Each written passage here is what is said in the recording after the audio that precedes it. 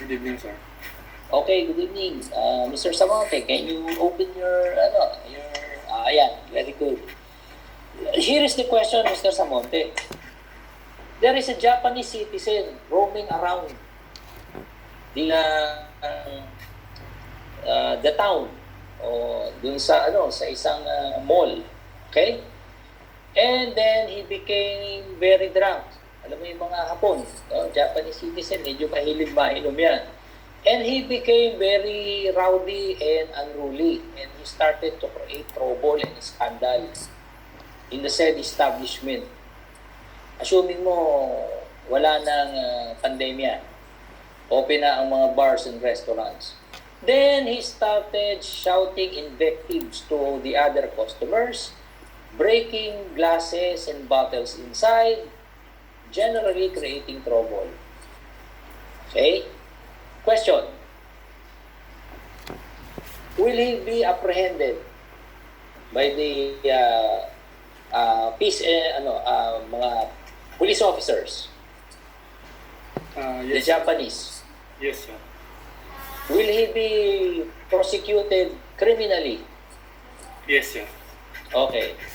Under whose law will he be falling under? Japanese law or Philippine law? In the Philippines, sir. Philippine law. Okay. And what is your basis for saying so? Because, sir, yung sa territoriality, sir.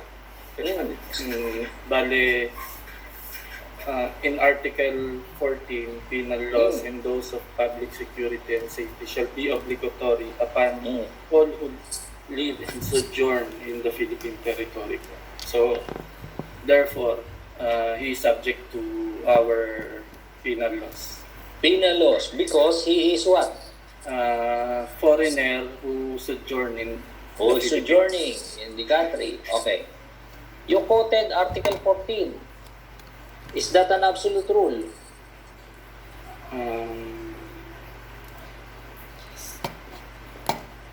Is that an absolute rule? Wala bang exceptions dyan? With his case, I think, sir, maliban na lang kung I think, sir, yes. Unless he is head of the state of another country. Like, well, it would be best if we can quote the law itself. That is the reason why I told everybody to study this particular Article 14 by heart, no? yes, sir. Unless, what? What's the exception? Unless he will be under two exceptions, which is principle of public international law, or he is part of the treaty stipulations. Okay. Plus, there are two exceptions to this territoriality na to. One, subject to in public international law, and number two, to treaty stipulations. Those are two different principles. What do you mean when you say principles of public international law, and why is it an exception to the rule? Because he is subject to the law of his native land. Parang ganun. But the issue here is it's not about his native land. We're talking here about exemption from criminal liability in the Philippines based on principles of public international law. So, ano yun? Ano yung principles of public international law? Yung we need to be parang ano yun sir, parang we are friendly to another country. That's why these two exemption Okay. being considered by this Article 14. Okay. When you say principles of public international law, what does that include? Ano ang covered yan?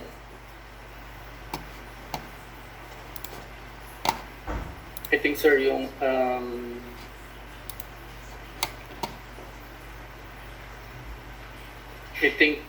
relationship of our country with another country. So, Isn't that more on treaty stipulations? One country with another country? yes, sir. More on parang positive ang ano nito, sir. Yeah, but ang approach. that refers to treaties, treaty stipulations, agreement between countries. But I'm talking about public international law. Opo. Kaya lang, sir, what I'm thinking about this case is his action is not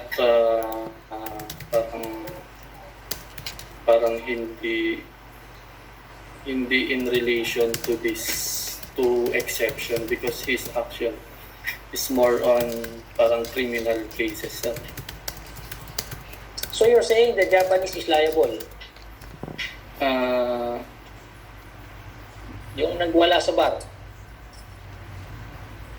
I think, sir, yes. Kasi if not, parang it's conflict to our law, sir. Okay, by that answer you said yes. Yes. What if the Japanese turns out to be the Japanese consul of the Japanese embassy in Manila? What happens then? I think, sir, we need to evaluate his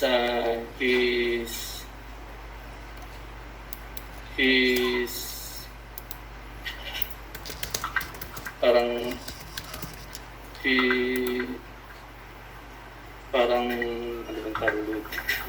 We need to evaluate his purpose in our country, sir.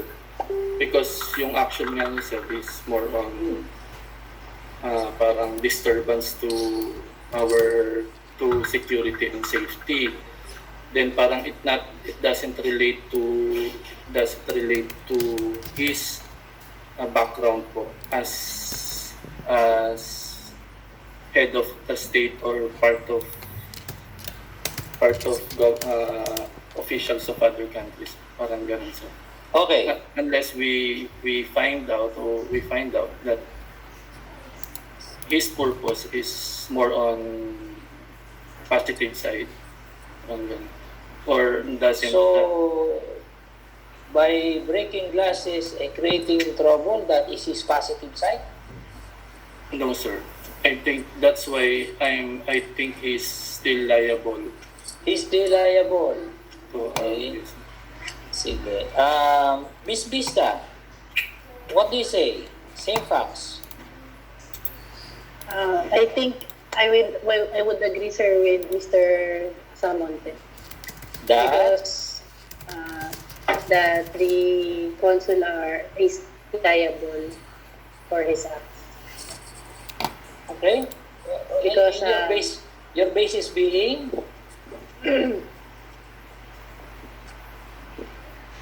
wait lang po. Because it's all about public security, sir. According to Okay. Article 14. okay. Okay. Miss Vista, Yes po. what is the general rule when it comes to observance of penal laws and laws on safety and security in the Philippines? What is the general rule? Who are Penal law, liable? Opo. Those who live or sojourn in the Philippine territory po. Shall be covered by ano sila? Liable ba sila sa penal laws and laws on security and safety sa Philippines? Subject to the principles of public international law and treaty stipulations, but the consul is not covered Hindi, teka, ulitin ko ha. What is the general rule when it comes to the observance of penal laws and laws on public safety and security in the Philippines? They are applicable to who? To those who live or sojourn in the Philippine territory, sir. Okay. Is that the general rule? Yes po. Okay, and what is the exception or what are The the exceptions? exceptions are Uh, if, subject to the principles of public international law and to treaty stipulations. Stipulations. Okay. Oh, in that case of the Japanese who created trouble in a bar in Makati, Mhm. oh, apply Article 14.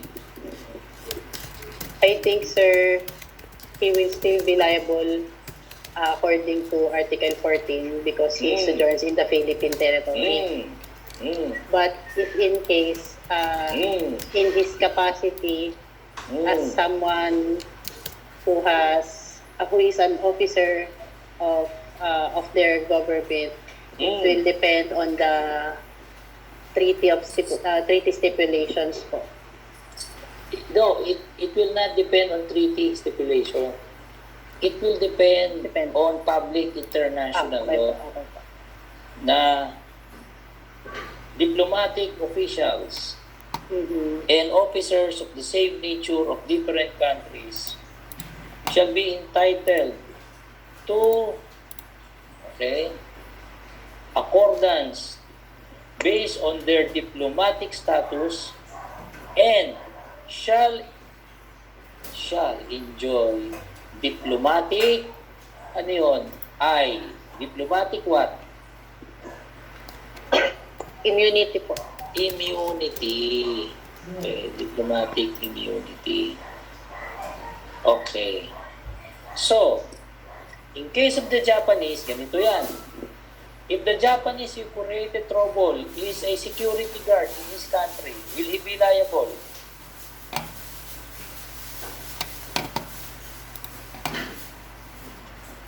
Again, apply Article Yes, sir. 14. Yes, sir. Okay? In a different scenario, if that Japanese guy turned out to be a consular official of the Japanese embassy in the Philippines, will he be liable? Yes, attorney.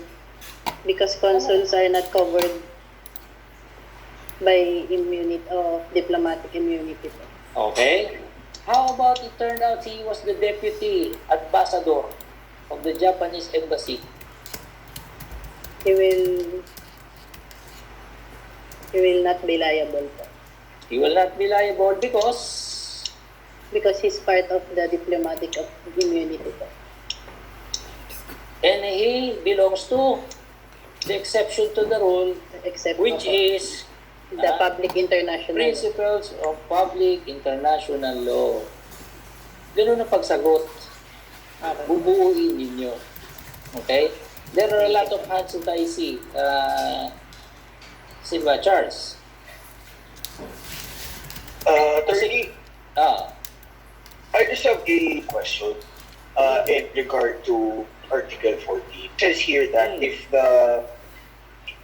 let's say the demand is not within the performance of his duties, and let's say he was out drinking and then he get a violation, it says here that he will be liable. However, if he introduces himself as a demand, he will automatically have immunity.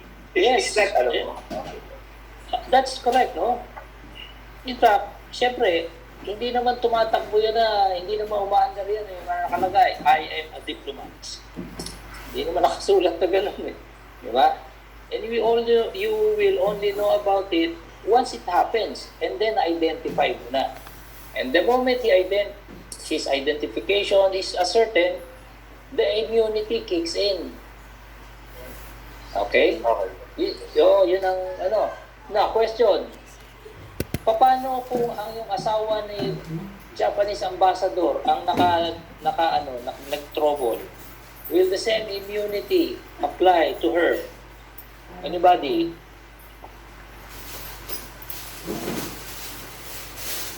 Adrian, you're asking? You're raising your hand? Attorney, regards po dun sa kanina, as to the liability of a Japanese citizen, as mentioned in the facts po, attorney, if uh, what if he is ambassador? So it is true, attorney, that based on the principle of public international law, ambassadors, ministers, and Yung mga alike listahan yan. are exempted on this po. However, the offense should this should be this can only be availed, attorney, if the offense is pertaining to its functional immunity po. So it should not be something like personal immunity po for the ambassadors. Actually, it's not eh. The law does not make any distinction. Penal laws and laws on public security and safety are applicable to everybody who sojourn in the Philippines, except, yun ang nakalagay sa batas, those under public international law or treaty stipulations. So, walang distinction. In fact, yung case nung, I think 2 years ago, nakasagasa yung asawa ng ambassador in a different country, no?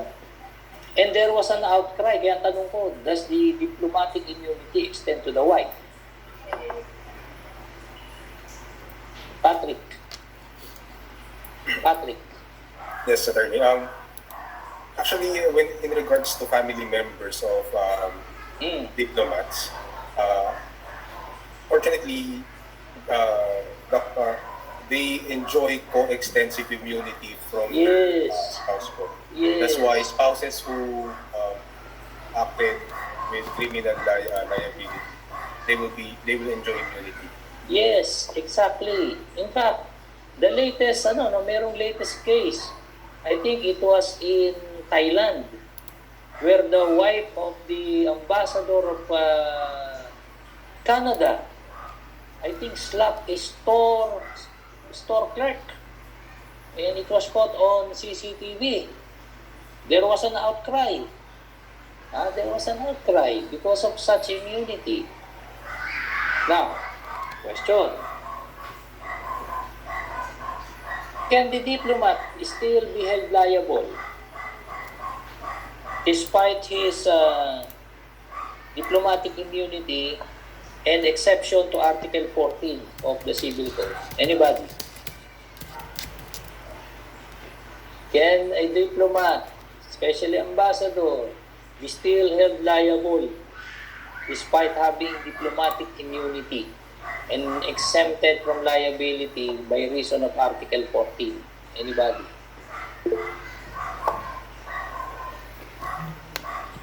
Jerry Peña. Good evening po, Attorney. Yes, sir. Good evening. Opo, narinig ko. Opo.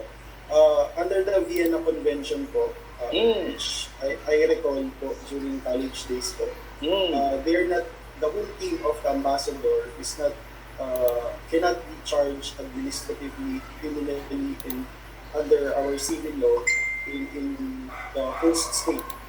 They're full team, but they're going to be liable on their own laws. Doon po sa sa sarili. Sa bansa nila. Not in the host country. Okay? Although that could be questionable, para sa akin, that could be questionable considering the offense happened here in the Philippines. Sasabihin nila, why should I be prosecuted in Croatia? Wala namang recto avenue sa Croatia eh. Diba? Eh, ang nangyari dito sa recto avenue sa Manila. Diba? Okay.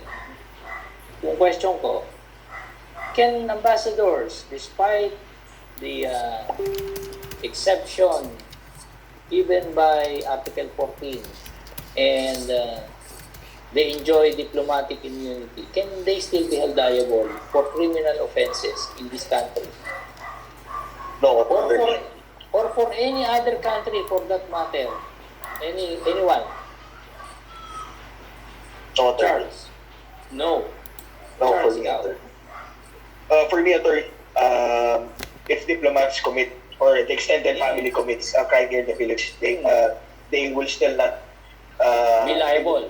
they will not be criminally liable for the offense, since the crime was committed here in the Philippines and they enjoy diplomatic immunity. Okay. And then at the same time, let's say for example, they go back to their country, let's say in the the principle of territoriality, which states that the crime happened in the Philippines. So therefore, They cannot they cannot charge the diplomat of the offense that happened in the Philippines. Exactly. Yun yung sabi ko kanina, wala namang recto avenue doon sa London. Diba? Or wherever.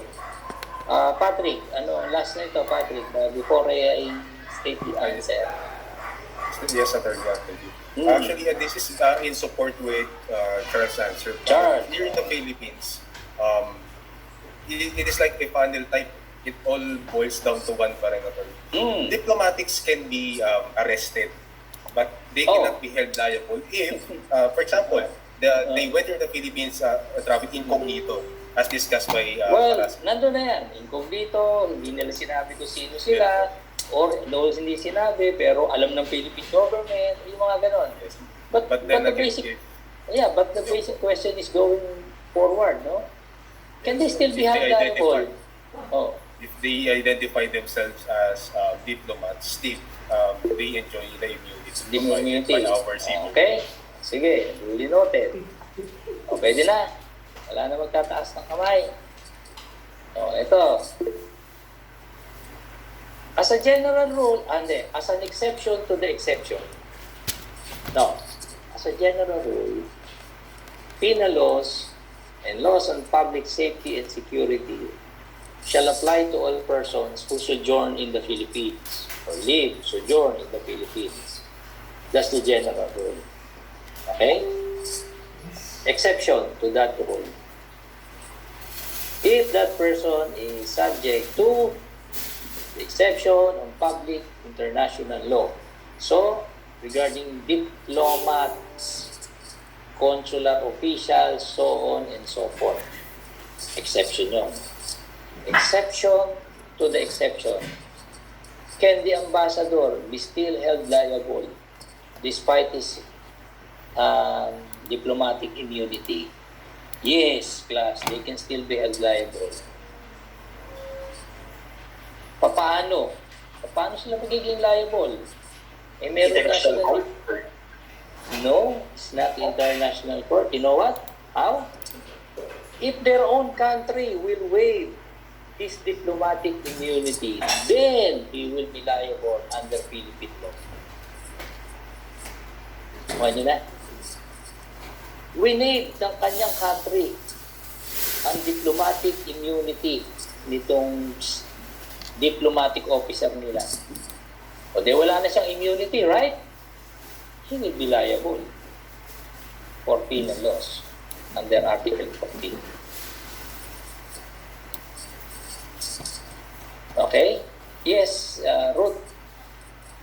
Sir, does this come forward as long as if the country waives for the diplomatic immunity, does it become permanent, or for this specific person only? This for this specific person only, kasi you cannot make it blanket, no? Kasi dahil meron yang public international law. So, it's a diplomatic courtesy extended to all diplomats. Yung waiver, para dun lang sa nagkamali. And there was an actual case here. Yun yung nakasagasa na tumaob. No? Anak yata anak nung ambassador yung nakadali. And there was a outcry there was indignation in the country where he committed the offense. Because the diplomat invoked diplomatic immunity. And since there was an outcry, ang ginawa ng government, ng diplomat, winave, kinancel ang kanyang diplomatic immunity. Patay siya ngayon. Kasi wala na siyang shield. So, he was actually prosecuted in that country. Okay? Okay. Attorney, question po. Yes, sir. If the diplomatic immunity can be waived, will it apply retroactively? Let's say the crime was committed and then the country will waive the diplomatic immunity. When it is waived, automatically magiging liable na po siya since Yes. it will work retroactively. Okay. Yes, sir. Oo. Hindi ito prospective. Kaya nga winave nila in order for this person to be held accountable for his offense. Okay? Nagagawa pala yun. Okay? Now,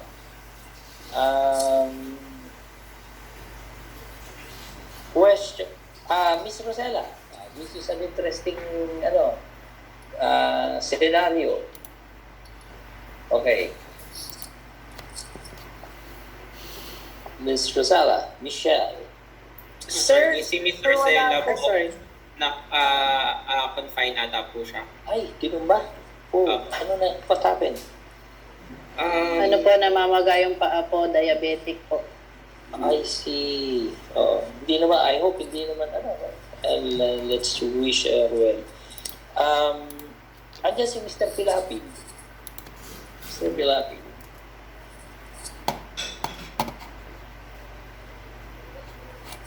Is he around, Mr. Pilapi? Si ano na lang, si Adrian Valenzuela. Is Adrian around? Yes po, sir. Okay, Adrian. Here is a very interesting case. Kunyari, ikaw si Jans. Okay. Have you heard about the Philippine-US military bases agreement? Yes, attorney. Okay. So, RP-US bases agreement yan. Okay.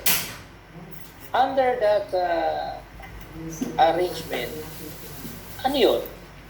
Is this a public international law exception or is this a treaty stipulation between the Philippines and the United States?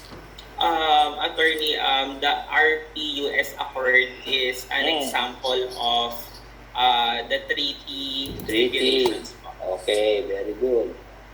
It is actually part of the treaty stipulation. Okay. Here's the scenario. Alam mo ba yung Clark Air Base? Yes, Pampanga. Ayan na yata ang Macapagal Airport. No? But before, it was teeming with American servicemen. Alam mo yung servicemen, mga sundalo ng Amerikano. And isa or maraming streets doon, sa may Balibayan ba pangalan? No? Balibago ba yun? There are many bars and girly restos, no? And it so happened na si Sergeant Rock created trouble in one of those bars. He challenged everyone to a fight. And there was trouble and there was a riot that ensued. Now, the Angeles police came in, arrested Sergeant Rock. Okay? Question, will Sergeant Rock be prosecuted under Philippine law for disorderly conduct, damage to property, physical injuries, great threats, lahat yan, pwedeng karga. Will he be liable? Attorney, if we are going to base it on the treaty stipulation under the RP-US Accord, US shall have a right to exercise within the Philippines all criminal and disciplinary jurisdiction conferred on them by military or over US personnel in the Philippines. Okay, so in short, they will not be held accountable under Philippine criminal law. Yes, attorney. Okay, very good. Okay, very good. Sige. Moving forward, have you heard about the case of Pemberton? Pemberton, yung US Marine who killed I think, transgender. Okay, yes, attorney. Yung pinatay sa motel. Okay. How come in that case, ano ba rango ni Pemberton? Sergeant ba yun? Pemberton. How come Pemberton was subjected to Philippine law and was actually convicted? of the crime of murder. Oh. So I thought he will not be prosecuted as an American military serviceman. And yet he was. Ano nangyari?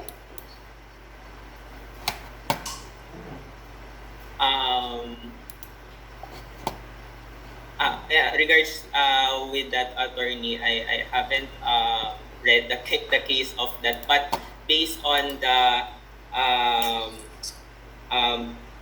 treaty stipulations po, if He should not be. Dapat. since attorney, there is actually an exemption to the exemption of this treaty What is that? stipulation. If that? the offenses po is arising out of act of mission done in the performance of official duty. So on that case po, I believe Mr. I forgot the surname. Pemberton. Yes po, the performance is the offense po is arising out of the act of the mission done in performance of official duty po niya as a US military po. Okay, So- I'll give you a hint. The offense committed by Pemberton happened in 2014. Do you get my drift? Do you get my drift? It happened in 2014 and he was convicted of murder. In fact, he was asked to spend time sana sa Bilibid, but the Uncle Sam objected and wanted to incarcerate him instead to Camp Aguinaldo, which he did. Na-incarcerate niya doon. Oh. Anybody? Bakit? Ano pinag-iba nung Sergeant Rapp at saka si Pemberton? Attorney, Sige, Adrian. can I try? Attorney, can I Sige. try? Go ahead. Maybe because attorney the RPUS Accord, it was actually signed on February 10, 1998, and maybe this particular treaty stipulation already terminated. That's why all the exemptions, all the privileges being given under this treaty po was already terminated. That's why this particular guy was prosecuted. Okay, correct. The RP-US Basis Agreement actually ended in 1991. Tapos na yung treaty stipulation ng RP-US exempting American servicemen from prosecution for criminal offenses committed in the Philippines. It ended in 1991. Binabanan nila ang bandera nila, nagsialis sila. Tapos pumutok na yung bulkan. Pumutok na yung bulkan para napabilis yung pinatubo. The crime with respect to Pemberton happened in 2014. Okay? So, decades later, wala nang RP-US Basis Agreement. Okay? So, that is why wala siyang immunity under the treaty stipulation. Although mayroon certain immunity, restricted and limited during that time, which is pagka ang crime was committed in the performance or related to military duties, hindi siya kasama. Okay? Pero hindi na ito military duties Pinatay niya yung okay? So, that's good enough for you, Mr. Adrian. Thank you. Thank you, brother. So, Clash, you see the difference, no? Dalawa lang ang exception sa territoriality under the Civil Code. As a general rule, everybody, pagdating sa Penal Code, pagdating sa rules and regulations on public safety and security, applicable kahit kanino, basta nasa Pilipinas ka, regardless of your nationality. Exception to the rule, covered ka ng public international law. Diplomatic immunity ka. Or merong treaty stipulation ng bansa natin with another country, setting aside the application of the territoriality rule. That's the essence, class, of Article 14. Any questions? Jennifer, yes, ma'am. Pero na-curious lang, how does treaty stipulation ends po? How does treaty stipulation end? O di, pagka nagkagalit yung dalawang bansa, ayawan na. It depends, no? It depends. Merong mga treaty stipulations na may period of compliance, and period, merong may shelf life. Others naman, pwedeng perpetual. Di ba? Others naman, for a specific function. Let's say, meron lang tayong military exercises or meron lang tayong trade agreement. So, meron tayong treaty stipulation, so restricted as to time. It depends, actually, Mr. Esther. The moment na mawala yun, matapos, well, subject ka na sa territoriality rule ng Pilipinas. O malinaw, class, yung territoriality rule. Yes, Sunod. yes. O, sunod-sunod kasi itong sasabihin ko sa Yes, inyo. sir. Sunod-sunod kasi ito. Okay. Now we go to